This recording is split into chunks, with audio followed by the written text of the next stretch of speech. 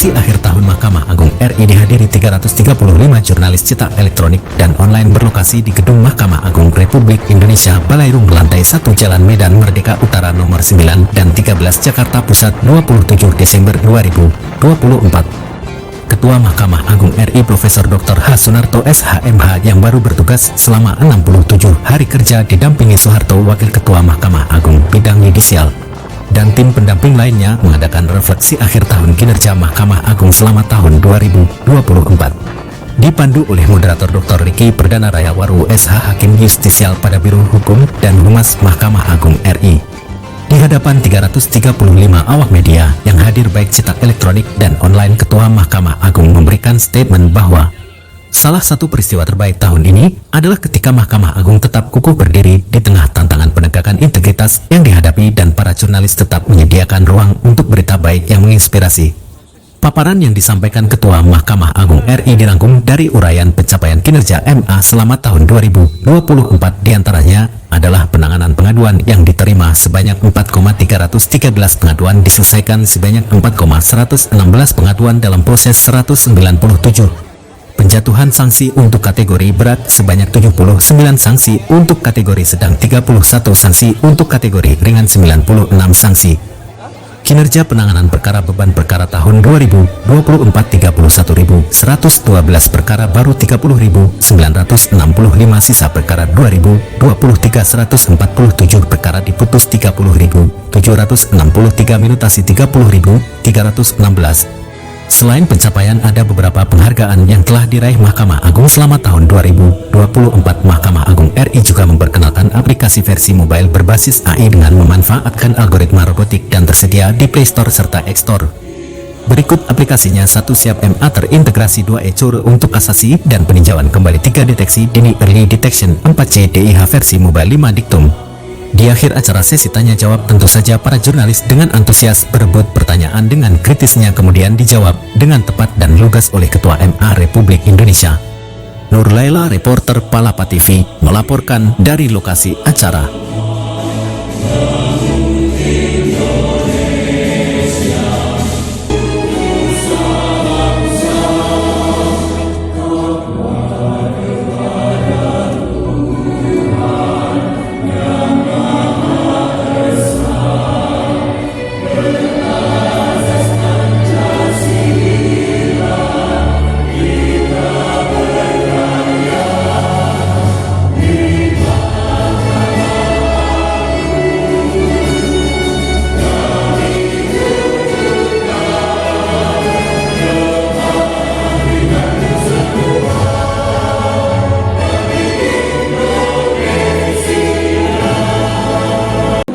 Yang kami hormati para ketua pengadilan tingkat banding dan serta yang kami hormati rekan-rekan media baik dari media cetak, media elektronik maupun media online yang telah hadir.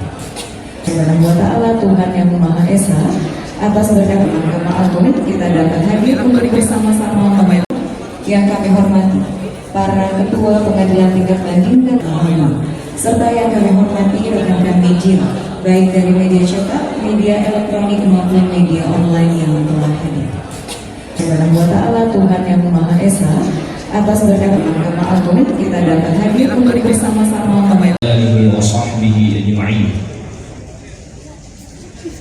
Ya Allah, kami meminta ampun atas perbuatan kami di tahun ini yang termasuk Engkau larang, sementara kami belum sempat bertaubat. Ya Allah, kami memohon ampun atas perbuatan kami yang Engkau maklumi karena kemurahan-Mu, sementara Engkau mampu menyiksa kami. Ya Allah, kami mohon ampun atas perbuatan dosa yang Engkau perintahkan untuk tobat, sementara kami menerjangnya yang berarti mendurhakai. Ya Allah, berharap Engkau menerima perbuatan kami yang Engkau ridhai di tahun ini. Janganlah Engkau membuat kami putus asa, wahai yang Maha Pemurah. Maha suci Engkau ya Allah, segala puji bagimu. Kami mohon kepadamu agar Engkau menjauhkan antara diri kami dengan perbuatan tercela, sebagaimana Engkau menjauhkan antara timur dan barat. Ya Allah, sucikanlah diri kami dari dosa-dosa kami, sebagaimana pakaian putih yang bersih dari noda.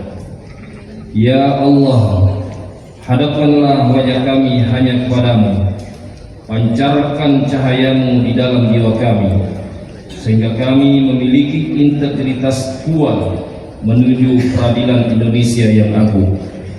Allahumma ja'al jam'ana hadha jam'an mubarakan marhuma, wa tafarruqana min ba'dihi tafarruqan hasanan ma'suma. Rabbana atina fid dunya hasanah wa fil akhirati hasanah wa qina adzaban nar. Wa sallallahu ala sayyidina Muhammadin wa ala alihi wa sahbihi wa baraka wa sallam. Walhamdulillahi rabbil alamin.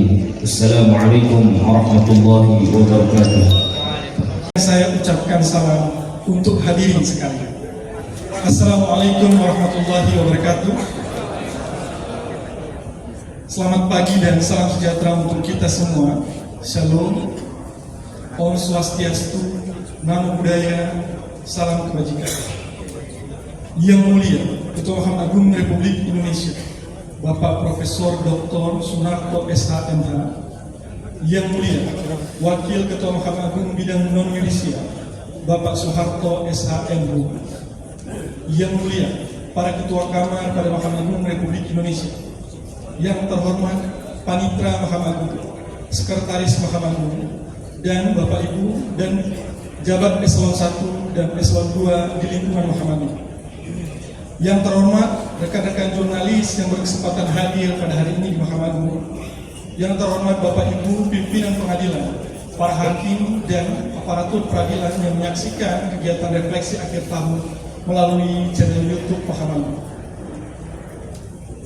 Refleksi akhir tahun Mahkamah Agung merupakan acara tahunan yang dilakukan untuk menyampaikan capaian kinerja Mahkamah Agung sepanjang tahun, sekaligus menjadi sarana mendengarkan masukan maupun pemikiran dari para jurnalis yang selama ini mengawal proses reformasi peradilan. Pada kisah Luqman Al-Hakim dan anaknya yang melakukan perjalanan dengan seekor keledai.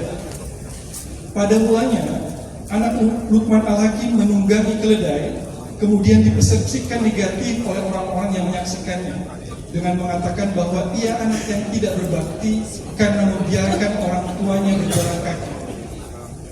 Ketika Luqman Al-Hakim berada di atas tunggangan, juga dipersepsikan negatif. Bahkan ketika Luqman Al-Hakim bersama dengan anaknya duduk dan menunggangi keledai, juga dipersepsikan negatif.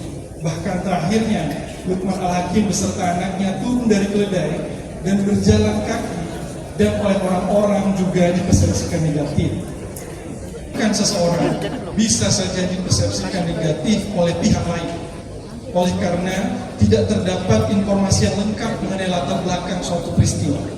Demikian pula terhadap Mahkamah Agung melalui kinerja dan berbagai capaian yang diraih sepanjang tahun 2024. Bisa saja ada pihak yang memberikan persepsi negatif karena belum mendapatkan informasi yang komprehensif soal layanan peradilan. Namun, peran jurnalis menjadi salah satu pilar penting yang dapat memberitakan sekaligus mengedukasi capaian Mahkamah Agung, termasuk menginformasikan hal-hal yang perlu diperbaiki untuk tercapainya visi Mahkamah Agung menjadi badan peradilan Indonesia yang agung. Untuk itu, kita berikan tepuk tangan untuk teman-teman jurnalis yang hadir di kesempatan ini.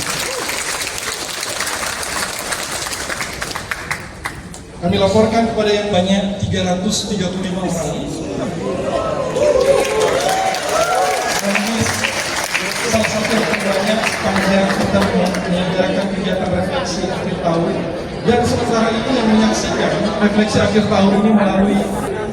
Selanjutnya kita dengarkan sama.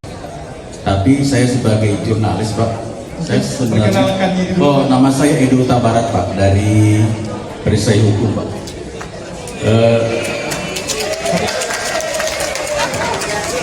Edo, Pak, Edo. Ya. Saya senang sekali, Pak, dengan pemaparan Bapak. Tapi yang jadi jurnalis itu saya sangat miris Pak dengan MA Pak.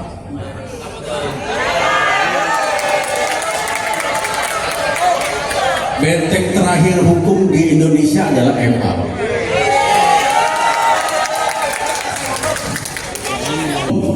Dari Hakim Agung MA yang mempunyai harta hampir 1 T itu luar biasa Pak. Luar biasa yang membuat kami miris Pak, sebagai benteng terakhir hukum di Indonesia.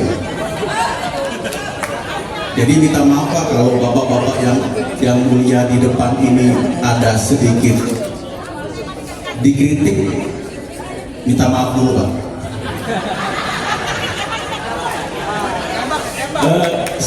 Itu yang mengganjal Pak selama 2004 ini Pak, yang banyak Markus Pak, maklar kasus yang ada di sini Pak. Saya nggak tahu Pak, PK itu diputuskan, maaf ini tanda kutip sepihak, tanpa ada. Ini kalau di pengadilan itu kan ada sidang Pak yang ditonton oleh terbuka, ada jurnalis juga bisa lihat gitu. Tapi kalau di MA ini kita nggak bisa lihat Pak bagaimana keputusannya ditolak atau diterima. Di MA itu Pak itu sudah ditolak gitu aja, sudah diterima gitu aja Pak. Jadi dalam arti, dalam tanda kutip itu berarti sidang tertutup gitu. Jadi sebenarnya itu Pak unek-uneknya Pak dari kita Pak jurnalis Pak, mohon dibukakan pintu, maaf Pak sebelumnya Pak, agar pertanyaan saya ini bisa memberikan arti Pak. Ya Pak, terima kasih Pak. Yang mulia Bapak Suharto, Ketua Mahkamah Agung Republik Indonesia, Bapak Haji Suharto, Wakil Ketua Mahkamah Agung Bidang Media Sosial. Saya Samsul Bahri dari binisi.co.id Pak. Pertanyaan saya yang pertama untuk pembenahan pemberitaan. Jadi di grup media MA yang saya ikuti itu Pak, saya lihat itu pemberitaannya hanya di lingkungan Mahkamah Agung saja. Di tingkat pengadilan pertama itu malah tidak pernah ada gitu. Kalau toh ada itu kami dapati ya dari teman-teman media. Yang pertama Pak. Yang kedua mungkin penting jadi masukan buat petinggi Mahkamah Agung dengan beberapa kalinya ini polemik yang diterpa di Mahkamah Agung, dibutuhkan mungkin rotasi Pak, rotasi ASN hakim di tingkat provinsi, biar ada penyegaran gitu Pak. Gitu Pak. Jadi yang mereka bertugas sudah 5 tahun, 10 tahun yang mungkin dirotasi.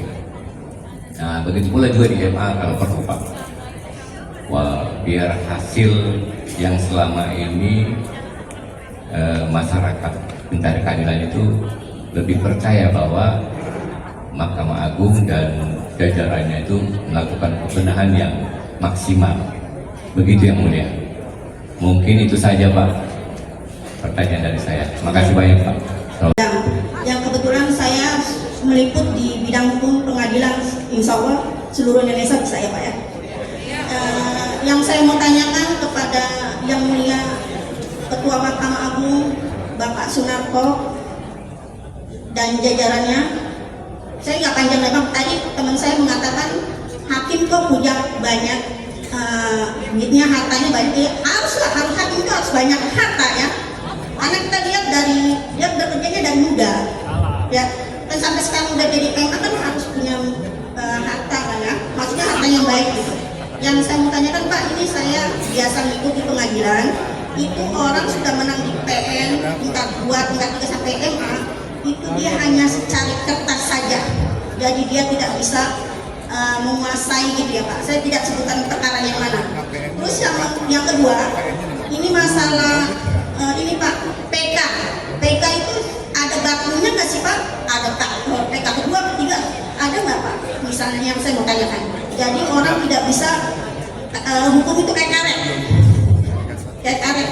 Jadi tidak bisa orang yang menang kalah bisa mengajukan PK lagi. Ada bakunya nggak sih Pak PK itu? Yang ketiga Pak, ini mengenai SIP Pak. Kalau bisa di tiap-tiap pengadilan itu ada SIP. Jadi orang bisa, masyarakat umum bisa melihat tentang kinerja dari peradilan. Ada banknya gitu Pak. Misalnya atau hakim saya tanya gitu, nanya perkara nggak ada yang tahu perkara ini. Jadi peradilan itu harus punya bank data. Kayak kita buat tahu itu ada bank datanya. Kalau misalnya berita tanggal berapa, tahun berapa, kita ada datanya, kita tahu. Terus yang ketiga Pak, ini Pak, maaf ya Pak, saran saya masalah kamar mandi Pak. Saya kalau lihat di pengadilan gedungnya megah, tapi kamar mandinya maaf kata jorok gitu ya Pak ya. Yang merupakan penghargaan diberi sifatnya sebenarnya harus selektif, dan memang hanya satu kali PK itu.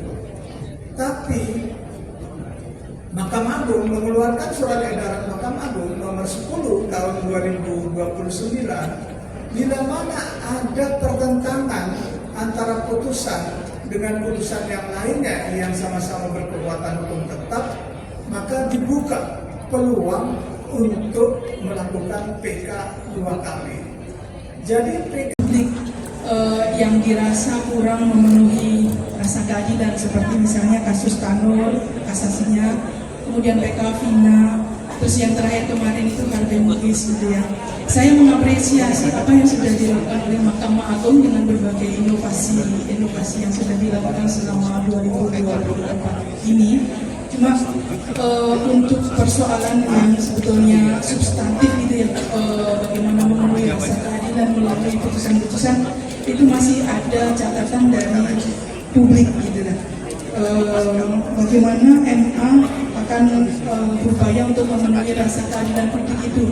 Terus kemudian kan sekarang ini pemerintah lagi mewacanakan soal ampunan terhadap koruptor gitu ya, baik melalui amnesti, abolisi, ataupun sekarang yang terakhir digaungkan adalah melalui denda damai oleh Kejaksaan Agung. Mohon pandangan dari Mahkamah Agung mengenai rencana pengampunan koruptor itu tadi. Yang ketiga,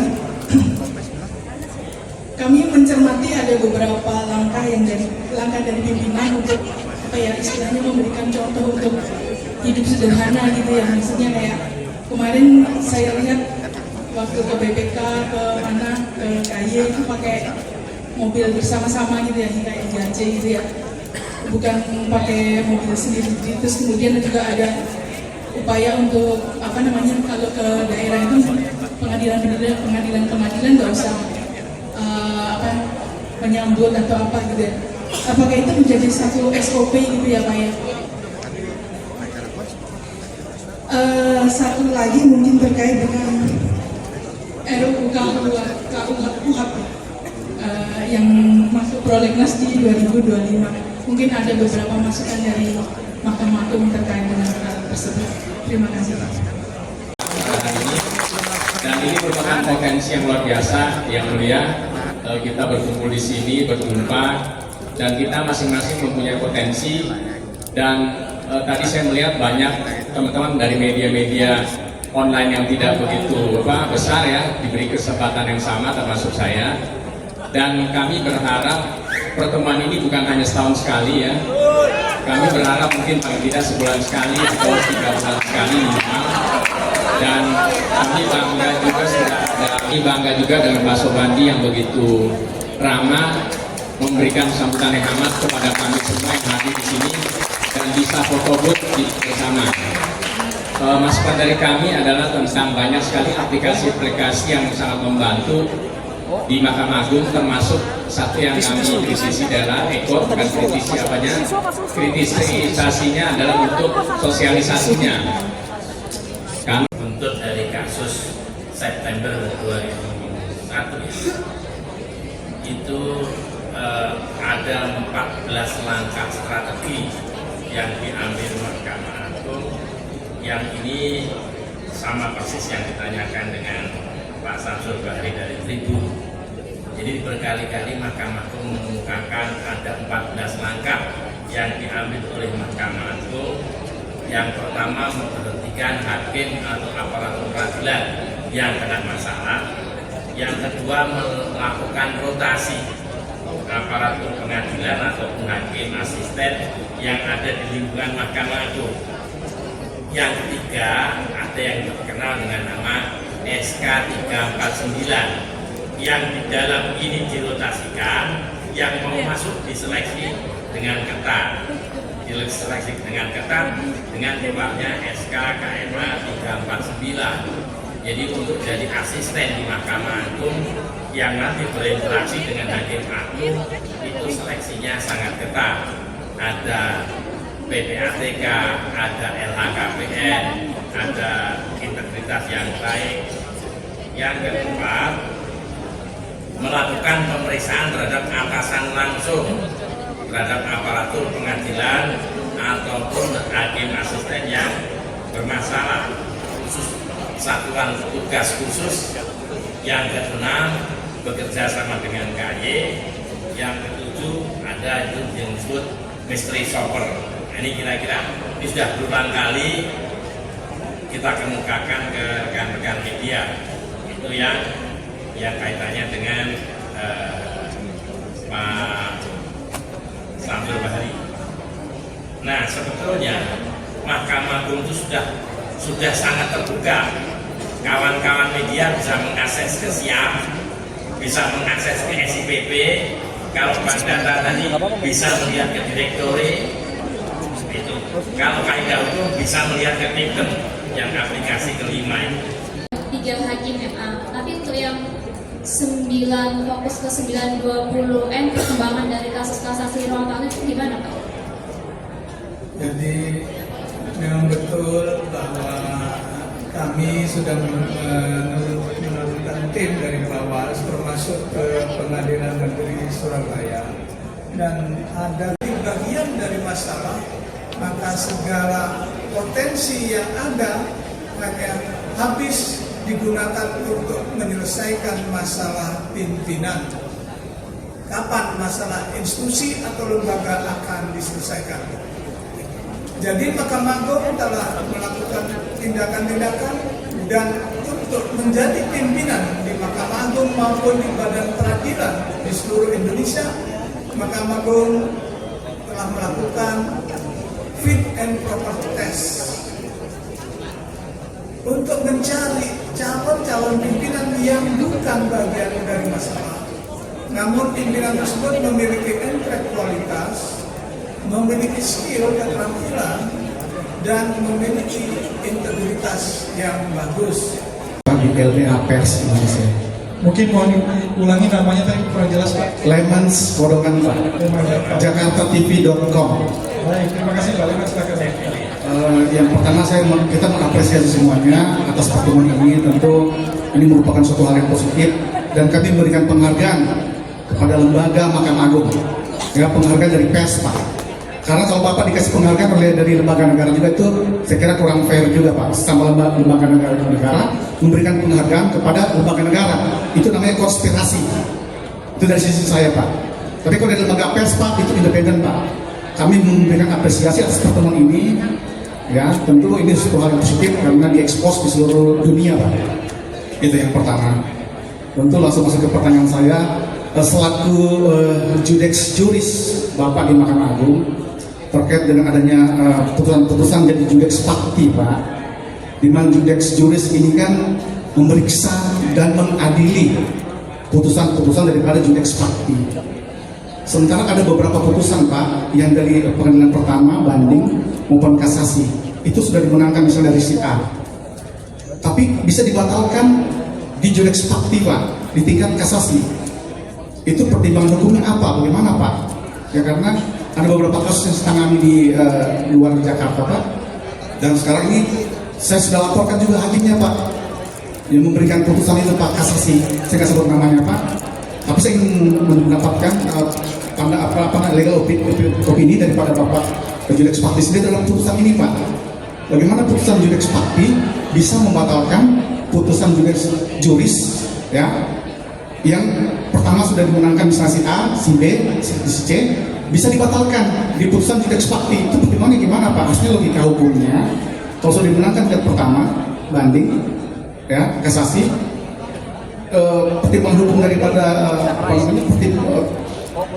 saya kira nggak perlu lagi Pak, ya kan? Selaku Judex Pakti sini Pak dari putusan yang dibatalkan itu. Yang mulia Mahkamah Agung Republik Indonesia, Profesor Dr. Mas Sunarto Saiman. Pak, bagaimana Pak? Mungkin Mas, Pak namanya dulu Pak. Oh, oke. Dari media mana? Saya Ahmad dari media online Amaritanus.com. Saya hanya mau satu pertanyaan aja Pak, yang saya ajukan ke Bapak. Pak yang mulia, bagaimana Bapak menginterpretasikan hukum secara tepat, adil dan benar Pak, yang kepada bawahan Bapak yaitu para hakim yang ada di seluruh Indonesia, mau militer, umum, agama maupun yang lainnya. Terima kasih Pak. Ulangi Mas. Assalamualaikum warahmatullahi wabarakatuh. Om Santi Demikian tadi kita sudah dengarkan paparan luaskan kepada masyarakat. Sebagai moderator, saya minta maaf apabila ada kekurangan dan kalian saya akhiri. Assalamualaikum warahmatullahi wabarakatuh. Kembali kita berikan propose sekali lagi untuk Mahkamah Agung yang akan sekalian. nggak boleh mencari-cari dan keberhasilan. Kalau kenapa 8%? Ataupun yang terdapat di depan. Terima kasih.